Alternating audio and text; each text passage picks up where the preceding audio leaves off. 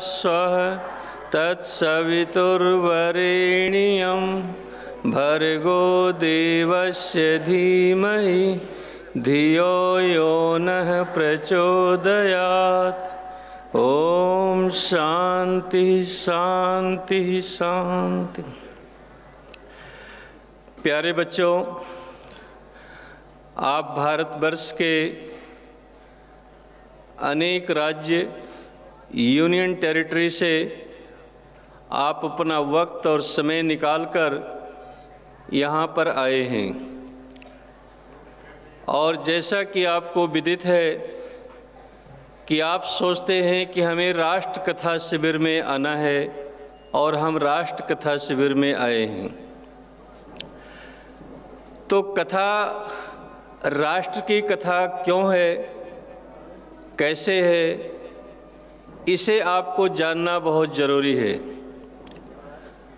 पूरे देश में भागवत की कथा, रामायण की कथा और भी कथा सुने होंगे। इतिहास को बताया जाता है, हिस्ट्री को रिपीट किया जाता है, लेकिन हमारी जो सोच और समझ है, हम उस अपने निष्कर्ष पर पहुँचे हैं कि कोई देश इसलिए महान नहीं हो सकता कि उसका इतिहास कितना अच्छा है। कोई देश इसलिए आगे नहीं बढ़ सकता है कि उसका कैसा ग्लोरियस पास्ट है। कोई देश इसलिए महान नहीं हो सकता कि उसकी कितनी प्राचीन सभ्यता और संस्कृति है। अगर ये पैमाना होता तो 3000 वर्ष हमारे देश की डॉक्यूमेंटेड हिस्ट्री है और अनडॉक्यूमेंटेड हिस्ट्री अनलिमिटेड ईयर्स की है। इसी तरह से हम इजिप्ट को देखते हैं, 3000 वर्ष पुरानी उनकी भी हिस्ट्री है। कोई देश इसलिए भी महान नहीं हो सकता है कि उस देश में बहुत बड़े बहादुर योद्धा पैदा हुए हैं। आप देखिए, ग्रीस सिविलाइजेशन ने अलेक्जेंडर को पैदा किया, सिकंदर को पैदा किया, जिसने पूरी पृथ्वी पर राज करने का एक ख्वाब देखा। आप इजिप्शियन सिविलाइजेशन को देखिए, 3000 वर्ष पुरानी है, लेकिन आज वो दुनिया के नक्शे से समाप्त हो गई। ग्रीस सिविलाइजेशन दुनिया के नक्शे से समाप्त हो गई।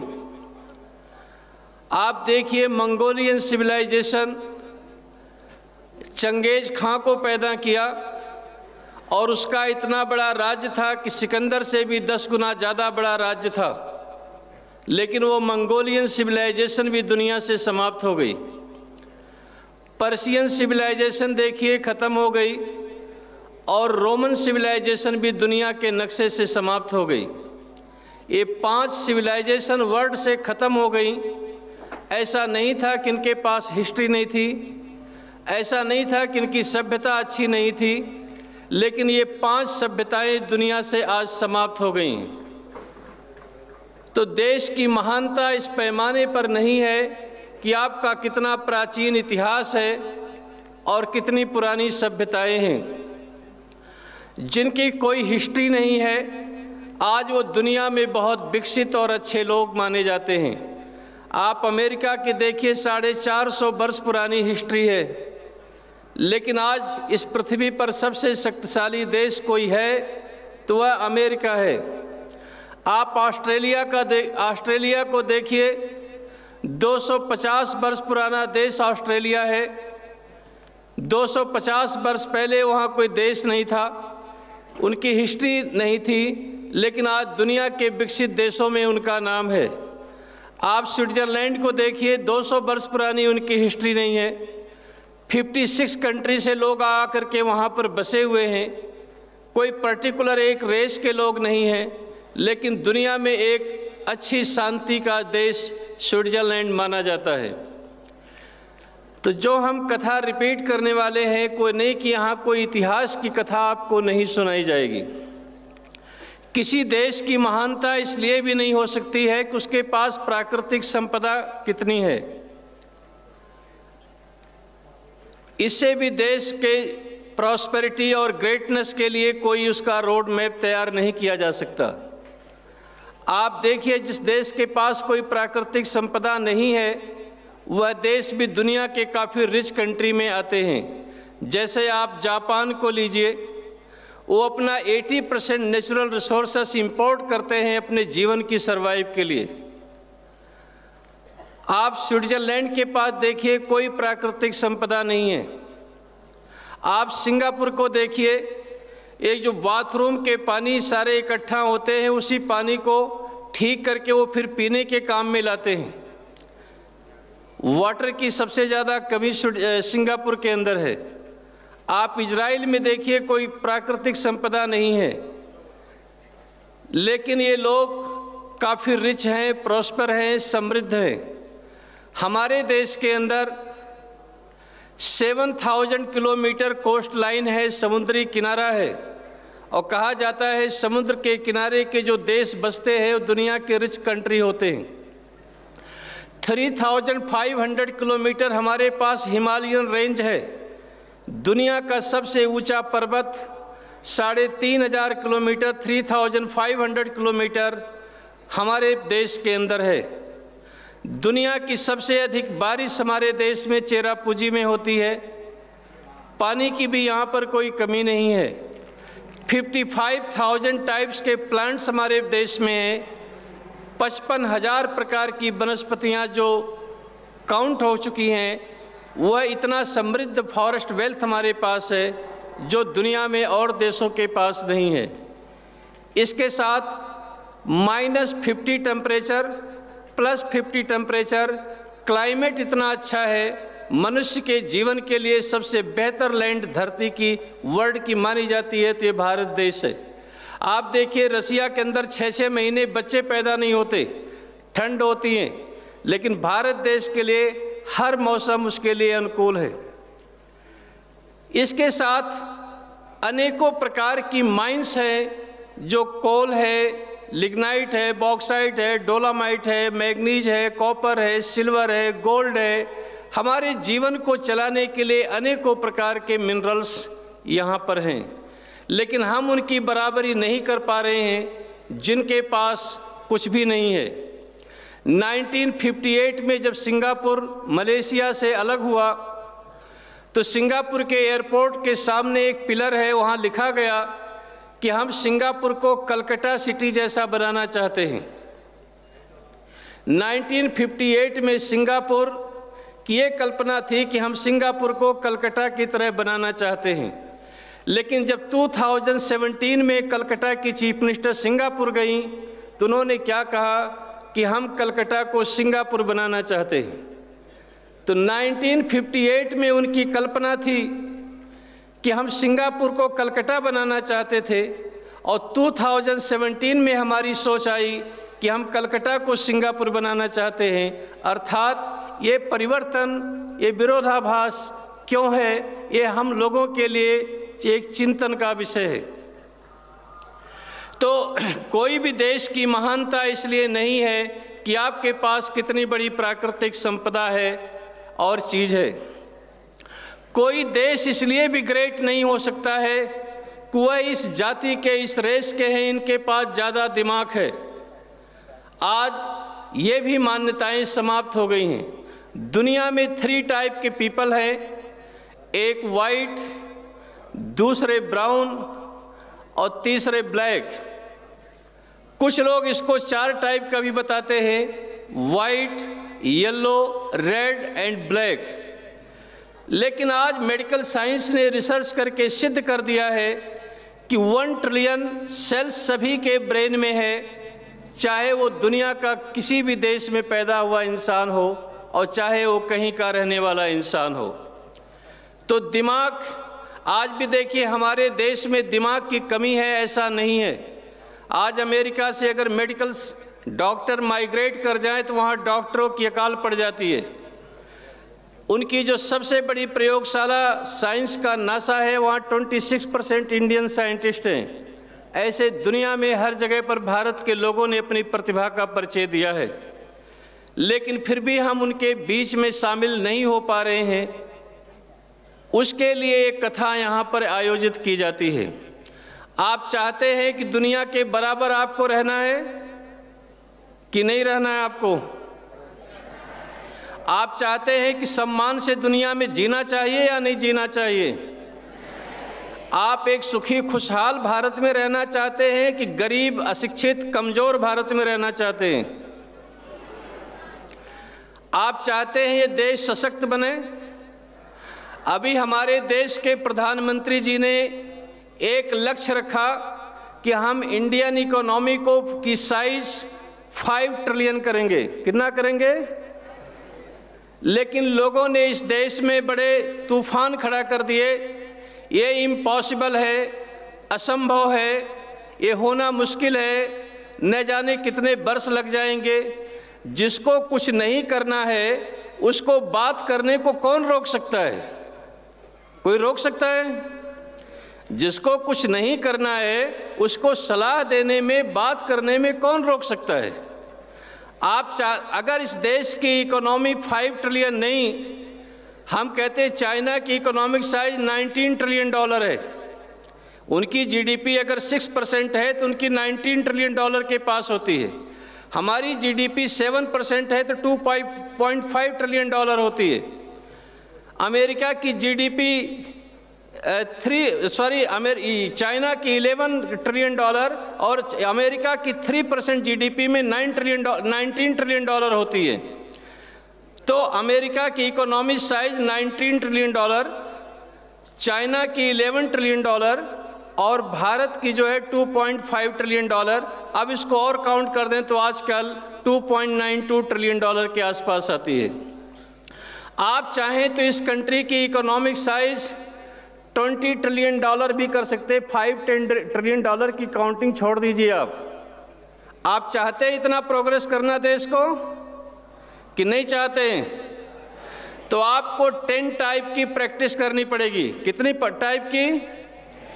आपको सिर्फ भाषण नहीं देना होगा, आपको टाइम वेस्ट नहीं करना होगा। आप अपना नोटबुक और पेन निकालें, ये 10 प्रैक्टिस आप लिखेंगे और ये 10 टाइप की प्रैक्टिस करेंगे तो ये देश को महान बनाने से दुनिया में कोई रोक नहीं सकता है। आप लिखिए पहली practice, respect for the constitution, संविधान के प्रति सम्मान। पहला प्रैक्टिस क्या करना है आपको? संविधान के प्रति सम्मान। आप अपने घर के अंदर गीता पढ़ें, कुरान पढ़ें, बाइबल पढ़ें, जुबेर, अंजील, तौरेत, जो भी कुछ पढ़ना है पढ़ें, जो भी कुछ पूजा पाठ करना है करें। लेकिन घर के बाहर जब कदम रखें, रोड पर आएं, तो आपका आइडियल ग्रंथ भारत का संविधान होना चाहिए। आपका आइडियल ग्रंथ गीता, कुरान, बाइबल, अंजील नहीं होना चाहिए। ये प्रैक्टिस आप कर सकते हैं या नहीं कर सकते? जिस दिन ये प्रैक्टिस करेंगे तो भारत की महानता को कोई दुनिया में रोकने वाला नहीं मिलेगा। Respect for the national anthem, respect for the national leader. आप अपने राष्ट्रीय नेतृत्व के प्रति सम्मान करिए, राष्ट्रीय झंडे का सम्मान करिए, नेशनल फ्लैग का, और राष्ट्रीय गीत के प्रति आपका सम्मान होना चाहिए। तो पहली प्रैक्टिस क्या करना है? Respect for the constitution. दूसरी प्रैक्टिस आप लिखिए, इथिकल वे ऑफ लाइफ। दूसरा काम क्या करना है? नैतिकता आधारित जीवन। जीवन में क्या होना चाहिए? नैतिकता होनी चाहिए। क्या होनी चाहिए? नैतिकता खाली उपदेश का विषय नहीं है, नैतिकता आचरण का विषय है। सबसे पहली नैतिकता क्या है? टैक्स अवॉइडेंस, कि जो टैक्स की चोरी करते हैं वो नैतिकता का पालन नहीं करते हैं। दुनिया की सबसे बड़ी चोरी क्या होती है? टैक्स की चोरी होती है। अगर आप टैक्स की चोरी करेंगे तो आपकी आर्मी अच्छी नहीं बन सकती है। आप टैक्स की चोरी करेंगे तो आप साइंटिस्ट अच्छे पैदा नहीं कर सकते। आप टैक्स की चोरी करेंगे तो अच्छा देश के रोड, सड़क, बिजली, एयरपोर्ट नहीं बना सकते हैं। तो नैतिकता क्या सिखाती है कि हमें टैक्स की चोरी नहीं करनी चाहिए। नैतिकता की दूसरी शिक्षा, फेलियर टू परफॉर्म ड्यूटी, काम की चोरी नहीं करना चाहिए। लोग सैलरी लेते हैं पूरा और काम करते हैं आधा। जो काम की चोरी करता है, जिस देश के नागरिक काम की चोरी करते हैं, वह देश कभी महान नहीं हो सकता है। अगर आप इस देश को महान बनाना चाहते हैं तो काम की चोरी आपको नहीं करनी चाहिए। तीसरा है स्मगलिंग। आप किसी भी स्थिति में स्मगलिंग नहीं करनी चाहिए। और चौथा है रिनेजिंग ऑन ओथ, प्रतिज्ञा की चोरी। लोग संविधान पर, गीता पर, कुरान पर, बाइबल पर कसम खाते हैं, ओथ लेते हैं और काम उसका उल्टा करते हैं। तो प्रतिज्ञा की चोरी करना नैतिकता आधारित जीवन नहीं होता है। और पांचवा लिखिए, वायलेटिंग कोड ऑफ कंडक्ट, आचरण की चोरी। पत्नी होने के बावजूद दूसरे से नक्शस रखना, पति होने के बावजूद दूसरे से नक्शस रखना, ये आचरण की चोरी है। और आचरण की चोरी करने वाले इंसान अच्छे नहीं हो सकते। इसके विषय में आजकल कहा जाता है ये तो व्यक्तिगत जीवन है, पर्सनल लाइफ है। लेकिन एक बात याद रखो, जिसका व्यक्तिगत जीवन अच्छा नहीं होता है उसका सामाजिक जीवन कभी अच्छा नहीं हो सकता है। क्वेश्चन मार्क लगते हैं। पांचवा आप लिखिए, वायलेटिंग कोड ऑफ कंडक्ट हो गया। छठवां, कितनी पॉइंट मैंने बताए, जरा एक बार रिपीट करो। पहला चोरी क्या था? टैक्स की चोरी। दूसरी चोरी क्या थी? काम की चोरी। तीसरी स्मगलिंग करना। चौथा प्रतिज्ञा की चोरी। और पांचवा आचरण की। छठवां स्टीलिंग फ्रॉम अदर रेपुटेशन, यश की चोरी। काम कोई और करे, सम्मान कोई और ले जाए। काम कोई और करता, मेहनत कोई और करते, फूल माला किसी और के गले में पड़ जाता है। ये हमारे देश में बहुत चलता है। तो इसलिए सम्मान की चोरी, यश की चोरी नहीं करनी चाहिए। और सातवां है लॉस ऑफ सेल्फ रिस्पेक्ट, आत्मसम्मान की चोरी। ये 7 प्रकार की चोरी को जब त्यागेंगे तो इथिकल वे ऑफ लाइफ, नैतिकता आधारित जीवन आप जिएंगे। और जब नैतिकता आधारित जीवन जिएंगे तो आप दुनिया के ग्रेट इंसान बनेंगे और एक महान इंसान बनेंगे। तीसरी प्रैक्टिस लिखिए, सेल्फ डिसिप्लिन, स्वयं को अनुशासित करना। Value for time in individual life, व्यक्तिगत जीवन में समय का महत्व। पंक्चुअलिटी, अब समय का महत्व अगर है, आपको यहाँ 9 बजे पंडाल में आना है तो 9:05 पर अगर आप आते हैं तो आपके समय की प्रतिबद्धता नहीं है। आप अपने समय की कीमत को नहीं जानते हैं। कुदरत ने एक चीज सबको बराबर दिया है, वह है टाइम। काम करने वाले आदमी की प्रोग्रेस को कोई रोक नहीं सकता है और आलस्य में पड़े रहने वाले आदमी का दुनिया में कोई हिसाब किताब नहीं होता है। तो इसलिए समय की प्रतिबद्धता को समझने का प्रयास करिए। कितनी प्रैक्टिस हो गई? 3 हुई। अरे भाई, पहले तो हमने उसका व्याख्या किया था। पहली प्रैक्टिस है संविधान के प्रति सम्मान, रिस्पेक्ट फॉर द कॉन्स्टिट्यूशन। दूसरी प्रैक्टिस थी इथिकल वे ऑफ लाइफ, नैतिकता आधारित जीवन। और तीसरी प्रैक्टिस है सेल्फ डिसिप्लिन, अनुशासित जीवन। और चौथी प्रैक्टिस आप लिखिए कंपैशन फॉर अदर्स, दूसरे के प्रति करुणा। चौथी प्रैक्टिस क्या है? कंपैशन फॉर अदर्स, दूसरे के प्रति करुणा। मनुष्य की साइकोलॉजिकल प्रॉब्लम है, वह अपने अभाव से दुखी नहीं होता है, वह दूसरे के प्रभाव से दुखी होता है। तो जिस दिन आप दूसरे के प्रभाव से दुखी होना छोड़ देंगे, अपने अभाव को दूर करने के लिए पुरुषार्थ करेंगे, उस दिन दुनिया की कोई ताकत आपकी प्रगति को रोक नहीं सकती।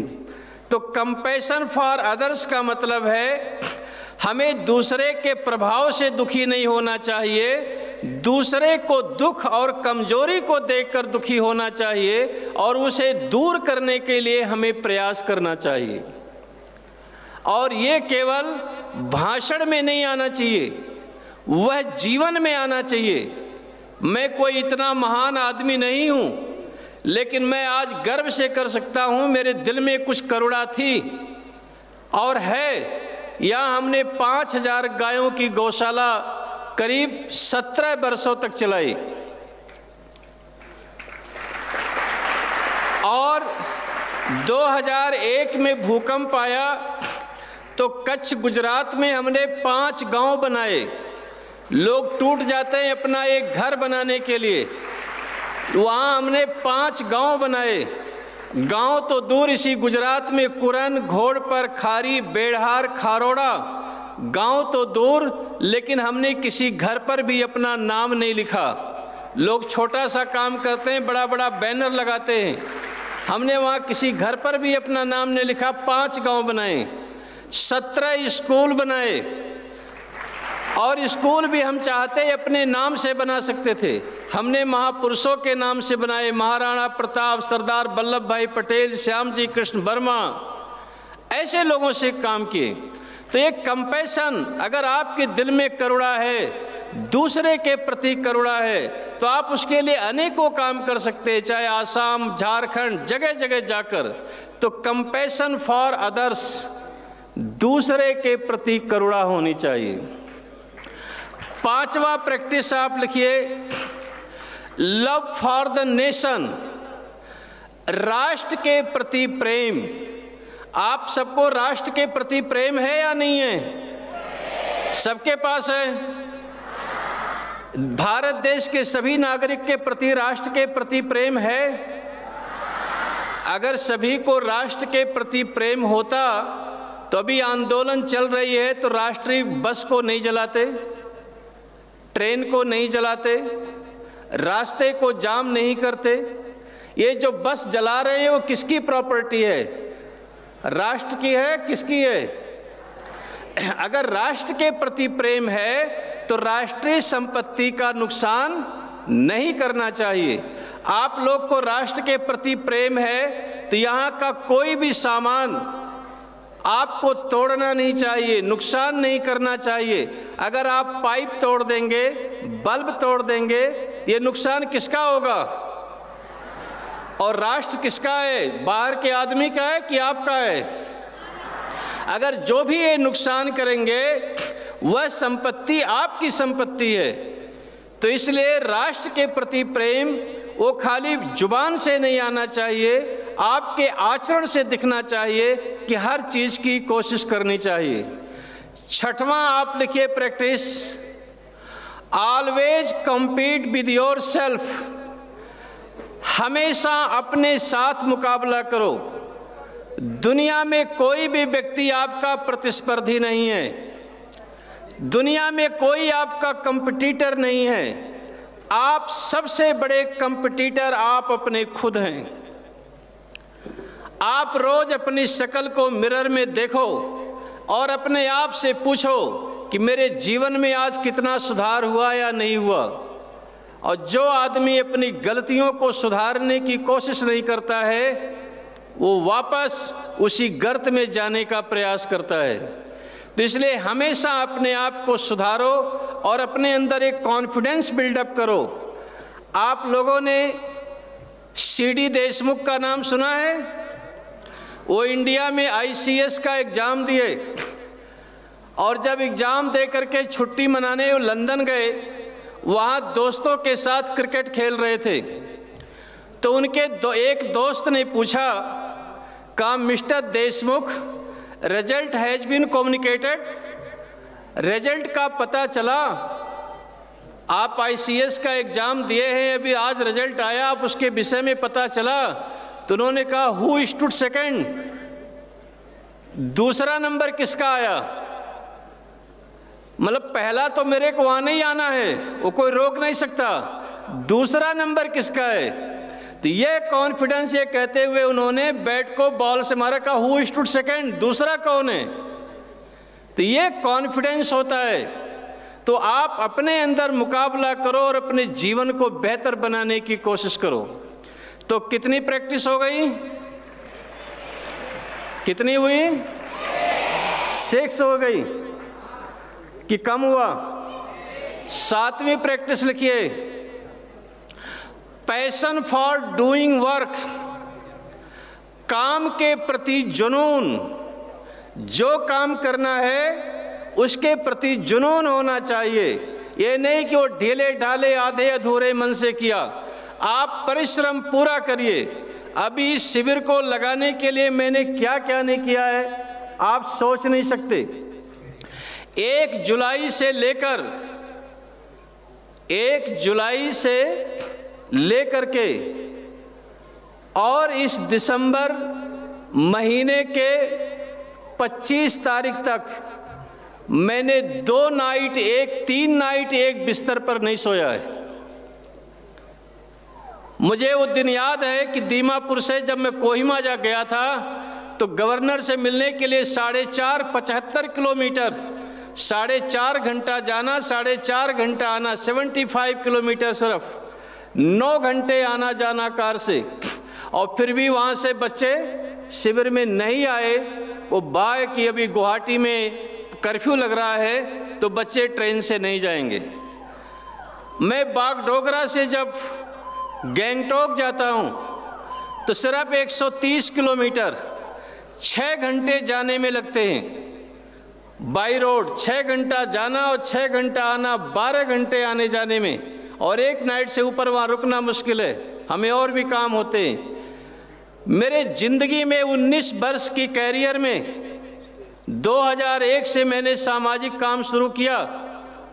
ये 19 ईयर्स कंप्लीट हो गया। 19 साल के अंदर पहली बार मैंने लाइफ में इंटरेस्ट पर, ब्याज पर पैसा लिया इस शिविर को लगाने के लिए। आप इसे सोच नहीं सकते कि मैंने कितना किया है। लेकिन फिर भी एक अलग बात है, हमें उसकी परवाह नहीं है कि क्या परिणाम निकला।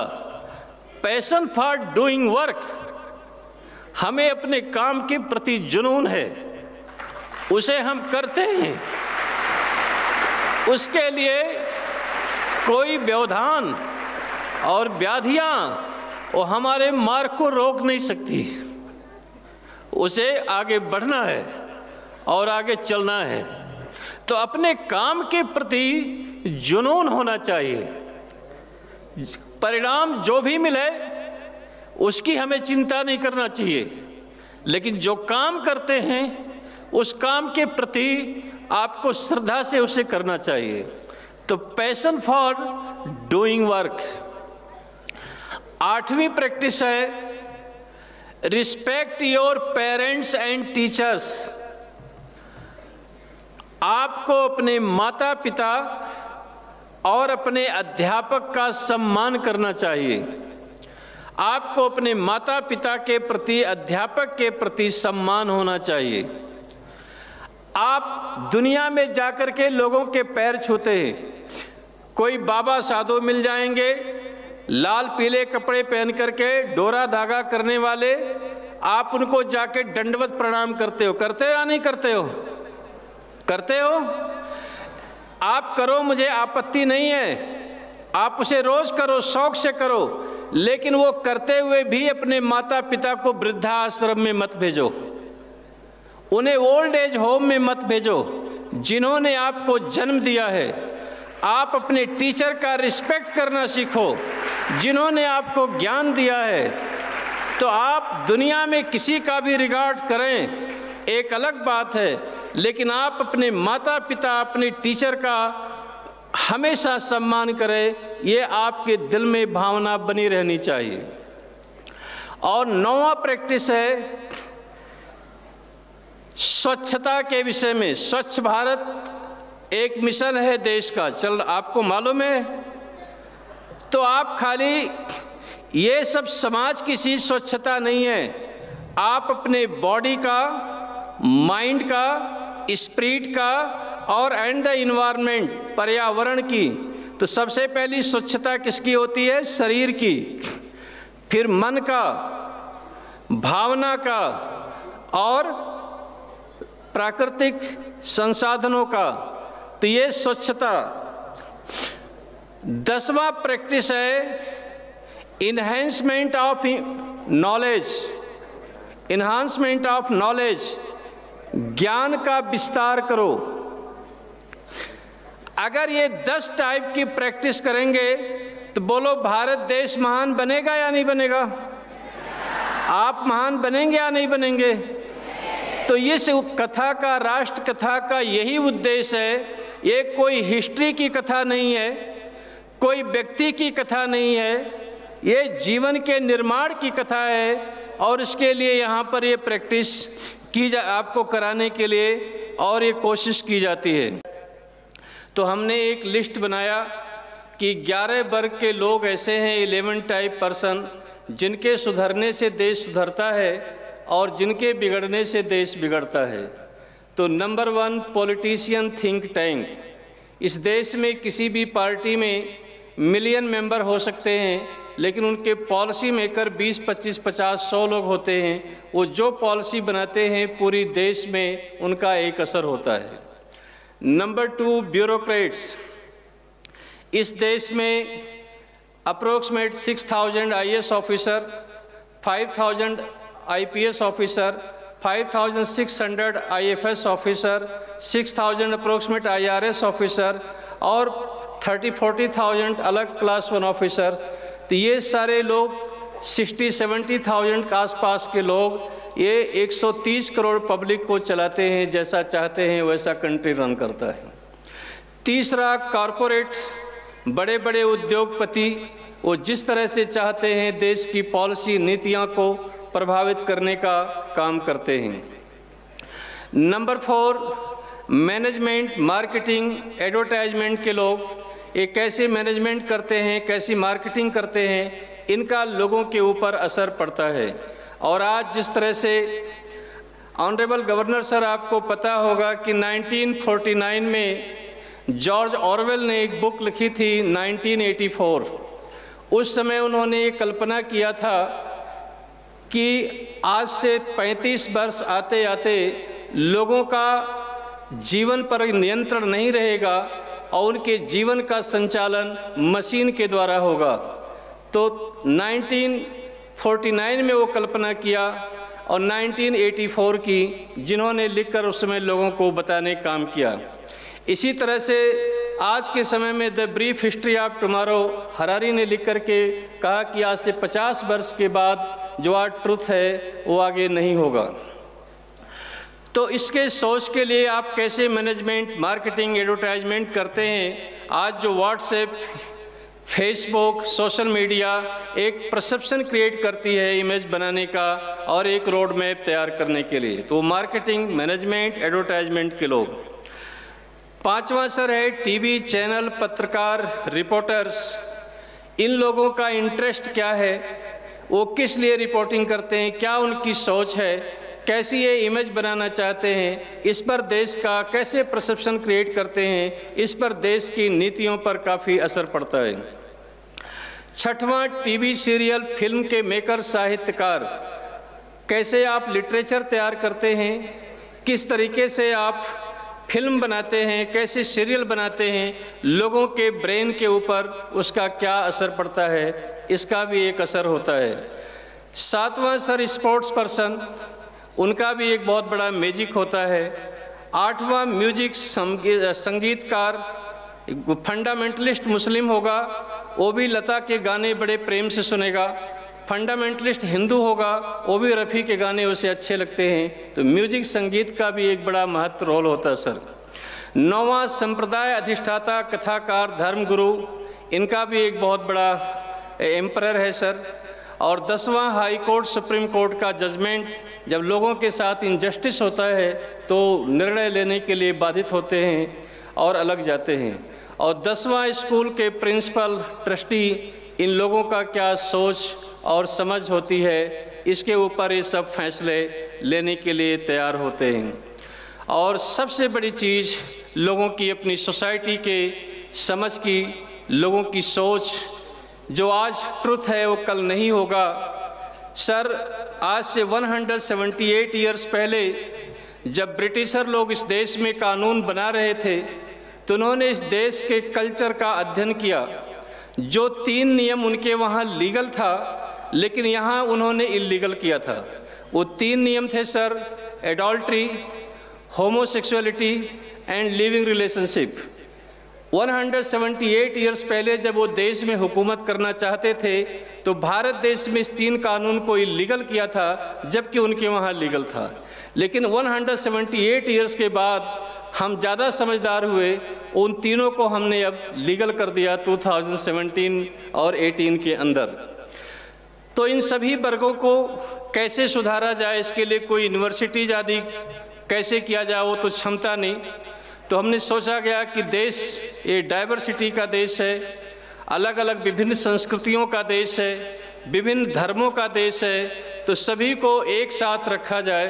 तो no religious colour, no political colour, only nationalism के ऊपर ये कार्यक्रम शुरू किया गया सर। इसका उद्देश्य है जो यूनेस्को ने अपने सिद्धांत गाइडलाइन दिया कि दुनिया में वही देश प्रगति करेगा जिस देश के सिटीजन आपस में मिलकर रहना सीखेंगे, learning to live together and achieve social cohesion, साथ मिलकर रहना सीखें और एक दूसरे के प्रति सम्मान करना सीखें।